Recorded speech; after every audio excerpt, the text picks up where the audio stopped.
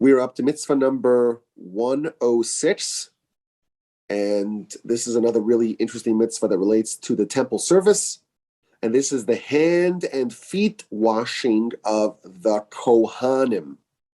In the temple, in the tabernacle, there was a kior, a laver. This is a copper basin full of water with spigots in every direction. There were 2.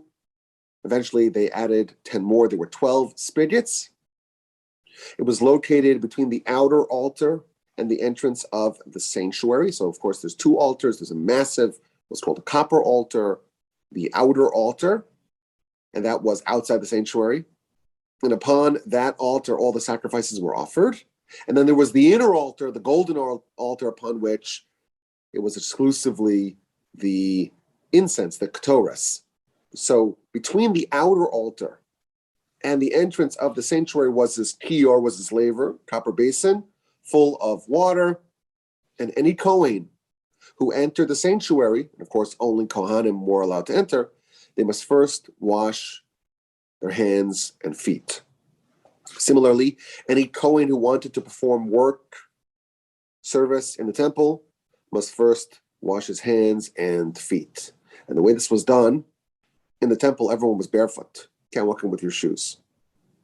So you would take your right hand and put it on your right foot, and your left hand and put it on your left foot, and then the water would be released from the kior. And while you're standing, you can't do it sitting. In fact, all service in the temple must be done while standing. You wash the hands, you washed the feet, and now you are primed. You're allowed to enter the sanctuary and do the work. If a Kohen fails to do this, if a Kohen fails to properly wash their hands and feet before entering the sanctuary and before doing any work, this was a very severe violation, and it carries with it capital punishment, not by a human court, but by heaven. Now, although we don't, as of the date of this recording, we don't have a temple, there are mitzvahs that we have today, rabbinic mitzvahs, that stem from this biblical commandment. And that is the washing of hands that appears in many places in our life. You could even say that we're obsessed with hand washing. After using the bathroom, after touching something dirty, after visiting a cemetery, when you wake up in the morning or in the early afternoon if you are a teenager, before you eat, before you make an after blessing, before praying. There are all kinds of scenarios where there would be rabbinic mitzvahs requiring you to wash your hands in a way that's connected or related to the biblical mitzvah that applied only in the temple and only for the Kohanim. Now, the requirement to wash your hands is not merely hygienic, it has spiritual underpinnings, as we shall yet see. Now, the Sefer Chinuch, the book that we are using to navigate the mitzvahs, he explains the rationale or a rationale behind every mitzvah. And he tells us that the reason why the Kohanim have to wash their hands and their feet in the temple before doing any service, it's out of respect. There has to be reverence. There has to be awe of the temple. If they realize that this is a special place, this is a holy place, this is a designated place of God, and therefore, before you do anything, before you do any work, wash your hands, wash your feet in order to prepare. The Ramban, in his comment to Exodus chapter 30, verse 19, this is the verse that talks about the washing of the hands and feet. He adds some more color to this idea.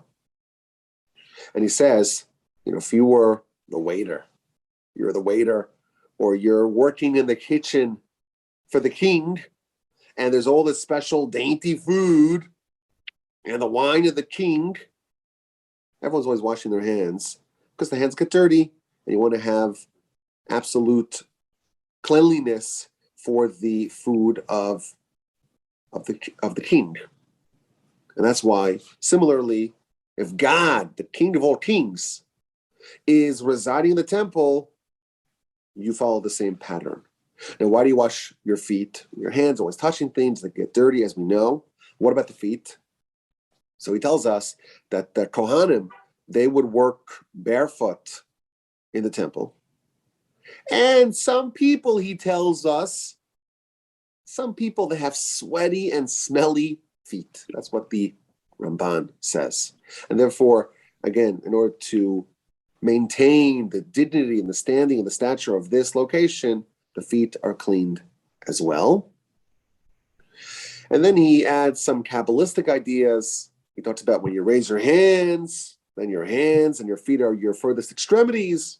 And when you wash your hands, it somehow relates to the 10 Sephiros, which I know nothing about, very Kabbalistic. But there are obviously other Kabbalistic ideas featured here. I did see the Kabbalists say something else intriguing. They say that we know in our body there's a soul.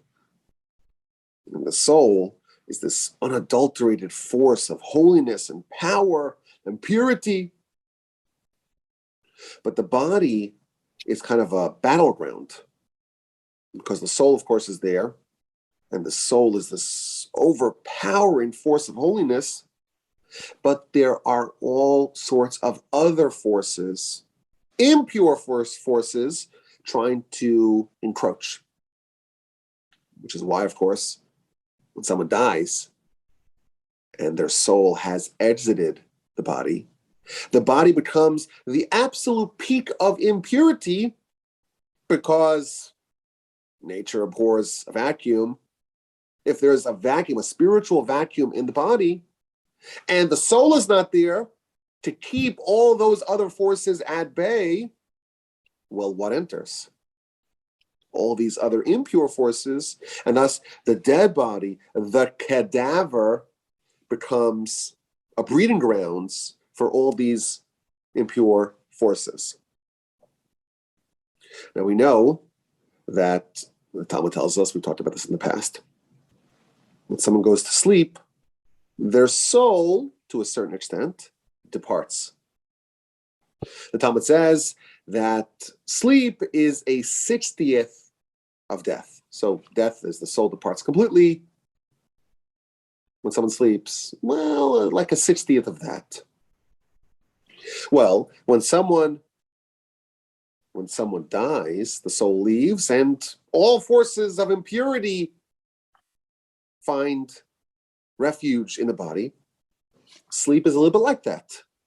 The soul, to a certain extent, leaves, and what fills the space? All kinds of harmful, deleterious, noxious spiritual forces.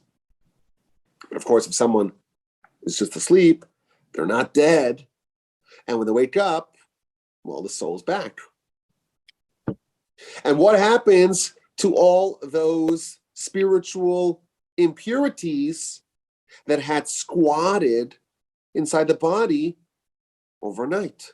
The soul arrives, and they scram, and they flee in all directions, and they end up in the extremities. They go to the furthest parts of the body, which is the hands and the feet.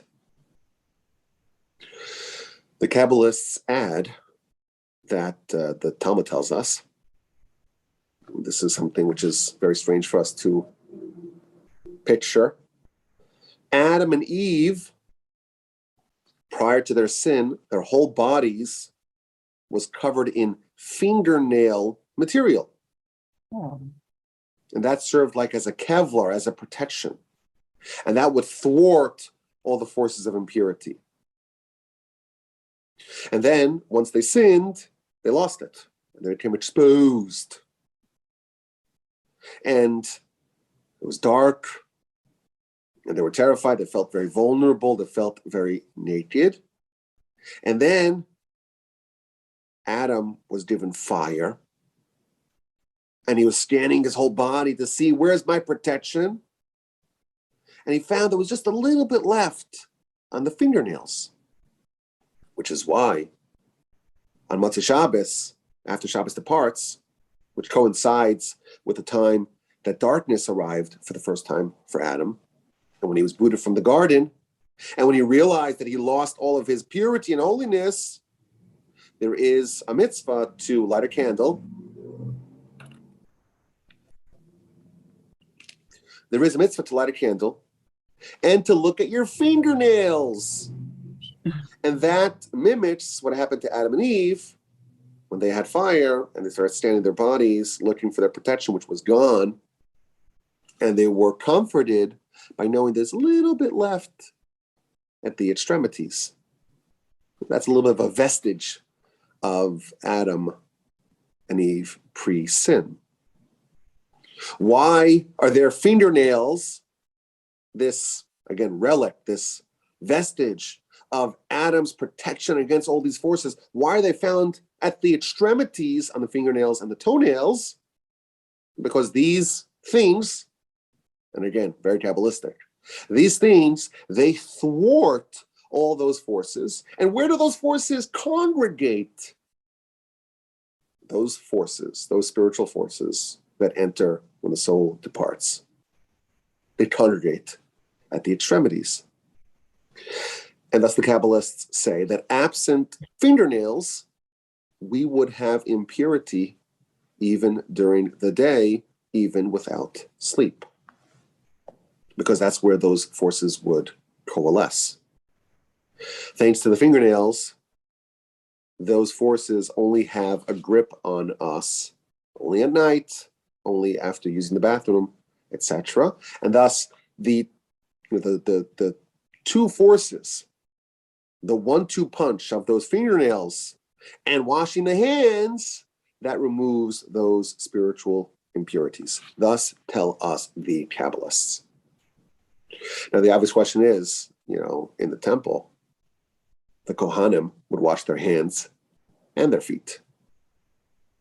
And again, that's where the purity is found. If you're going to walk into the temple, you have to remove those forces of impurity. How come today we don't wash our feet? And the answer, we're told, is that the forces of impurity are much stronger on the feet than on the hands, and therefore washing our feet won't even help. In the temple, with the special kiyar, the special laver that was made by Moshe, that had special power to remove even the impurity found in the feet. But today, with just water, it can only remove the impurity of the hands, of the extremities on our hands, but not of the feet. So that's kind of a modern application of this general principle that we are told here in the Torah. When a Kohen watches the temple, when they do any work in the temple, they must wash their hands and their feet. Now, there's an interesting halachic problem featured with this vessel, the kiyar, the copper laver that was found in the temple.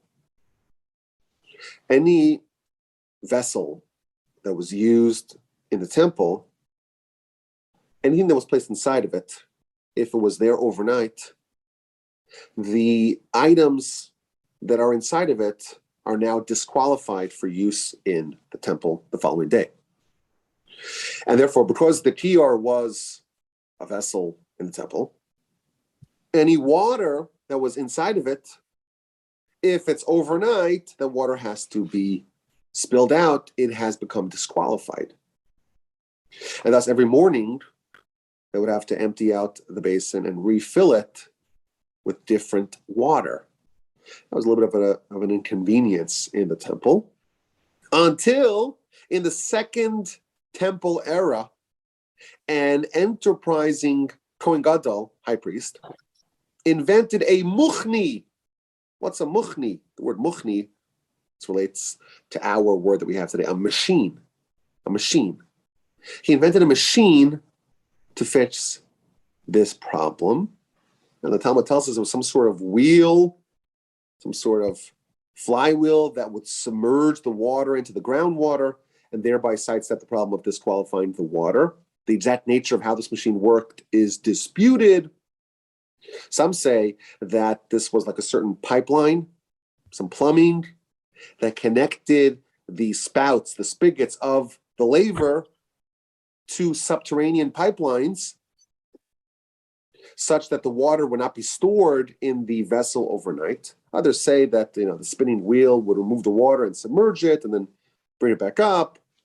I even saw one opinion that says that the whole laver itself would get submerged. It's not so clear, but it's interesting to note that there was a clever solution to a difficult problem with this vessel in the temple. There are some more laws here that are pertinent.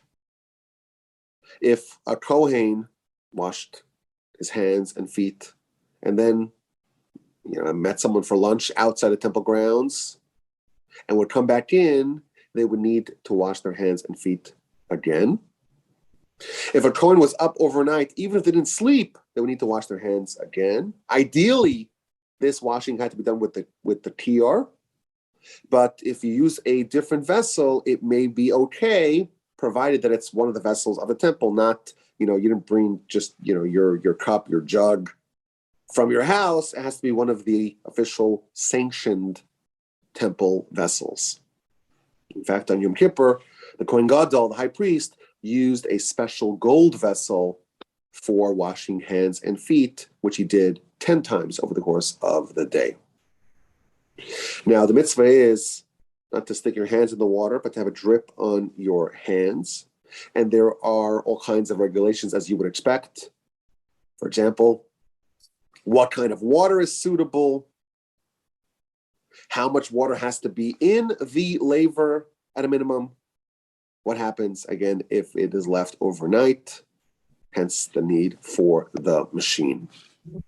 Now, as we mentioned earlier, today we only have a mitzvah of washing our hands, which is akin to this mitzvah.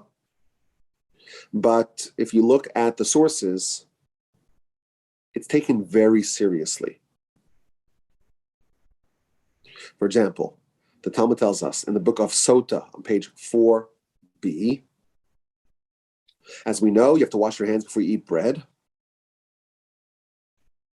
If someone eats bread without washing their hands, says the Talmud, it's as if they visited a prostitute. What? Not. Jennifer, I see that you're not muted. Would you mind muting your... Oh, I'm sorry. That's fine. It's also clear what the connection is, but that's what the Talmud says. The Talmud continues and says, on that same page, if someone doesn't take this so seriously, washing your hands, what does it really matter? It's not so important. They are uprooted from the world. The Talmud in the book of Shabbos on page 62b tells us there are 3 things that cause poverty. And one of those 3 things is hamizalzel b'netilas yadayim, someone who devalues, someone who mocks hand washing. The Talmud records a story that indicates just how seriously the sages took hand washing. We know during the 130s, it was a very difficult time for the Jews in Israel, living under Roman rule, very harsh Roman rule. And we know the greatest sage of the time was the great Rabbi Akiva, who was arrested for teaching Torah publicly. And the Talmud records a story of what happened when Rabbi Akiva was in prison. Every day, he was brought a little bit of water to drink and to wash his hands by his student. And one day, the guard at the prison told the student who was bringing in the provisions for Rabbi Akiva, he says, well, looks like you're bringing a lot of water. I think I know what you're doing. You're pouring the water on the ground to soften the ground to plan your escape. So he takes the water and he spills out half of it. So Rabbi Akiva gets a very small amount of water. And he tells the student, don't you know that I'm old and I depend on you for my life? Why is there so little water? So he tells him the entire story. And Rabbi Akiva was presented with a problem. He only had enough water to wash his hands or to drink, and he had to make a choice what to use the water for. So Rabbi Akiva takes the water and washes his hands. And the student tells him, you don't have enough water to drink. Why are you using it to wash your hands? So Rabbi Akiva responded. He says, well, some of the sages, they rule that it's so serious to wash your hands. If you don't do it, it's almost like a capital crime. And therefore, I'm not taking chances, even though I don't believe that they're actually correct. I want to respect the rulings of my colleagues. I'd rather die of thirst than transgress the opinion of my peers, of my colleagues. And he wouldn't eat anything until he washed his hands. And when the rest of the sages heard about this, they said, he was very old. He was over 100 years old. And he was really weak. And nevertheless, he washed his hands, took it seriously. And he was in prison, and he washed his hands. Imagine someone who's young, who's healthy, who's not incapacitated or incarcerated. How important is it for them to wash their hands? There's another story from that same era featured in the Midrash. There was a Jewish butcher, and the Jews were being persecuted. So this Jewish butcher pretended to not be Jewish. And he would sell, in his butcher shop, he would sell kosher meat and he would sell pork. So that way he'd be saved from the purge of the Jews. And if a Jewish customer would come in, he would give him kosher meat. And if a Gentile customer would come in, he would give him the non-kosher meat. But how would he know? How would he determine the identity of his customers? So it was like a restaurant, apparently. And he would see if the person would wash their hands before they ate anything. He would know that this person is Jewish, the need to get the kosher meat. And if the person would not wash their hands, well, that's a mark of a non-Jew. And they could eat the pig. And they could eat the pig. One day, there was a Jew who came in, didn't wash his hands. So the proprietor assumed this person was not Jewish. And he gives them the pork to eat. And they eat, and they don't make a blessing. This guy's obviously not Jewish, but he really was. So afterwards, it's time to settle the bill, to pay for the check. And he says, well, it's 10 coins. He says, wait a minute, in the past I ate here, it was only 8 coins. Why are you taking 10 from me now? He says, well, the meat that you just ate was pork. Cost a little more. So this Jew, in the words of the Midrash, his hair stood on its ends. And he got very frustrated and very agitated. He said to him quietly, I'm Jewish. What do you do to me? Why do you give me pork? So he says, well, when I saw you didn't wash your hands and you ate without a blessing, what am I supposed to think? I thought you were a Gentile. And the Midrash concludes that this teaches us that if someone doesn't wash their hands before they eat, they're at risk of being fed pork. The Midrash continues with a second story about the time that we wash our hands, not before we eat, but after we eat. There was a man who was eating some kitnis, which is some sort of barley, called barley, or some sort of grain product. And he finished eating, didn't wash his hands. So he goes out into the marketplace and his hands are dirty. So someone spots him and sees that his hands are covered with this grain and comes up with a very devilish trick. He goes to this guy's house and he says, your husband asked me to come collect the jewelry. And he thought you wouldn't believe me. So therefore he told me that the proof, the evidence that he's telling that I'm actually a representative of your husband is that he just ate this grain product. So this woman hears that this guy obviously has some inside info. How else would he know what her husband ate for lunch? So she gives him the jewelry, and of course, the guy disappears. And sometime later, the husband comes home and says, well, where's the jewelry? And she responds, well, that the gentleman that you sent, he came to collect it. What gentleman? I didn't send no one. And the man got angry, and he struck his wife, and he killed her. That story is recorded in the Midrash.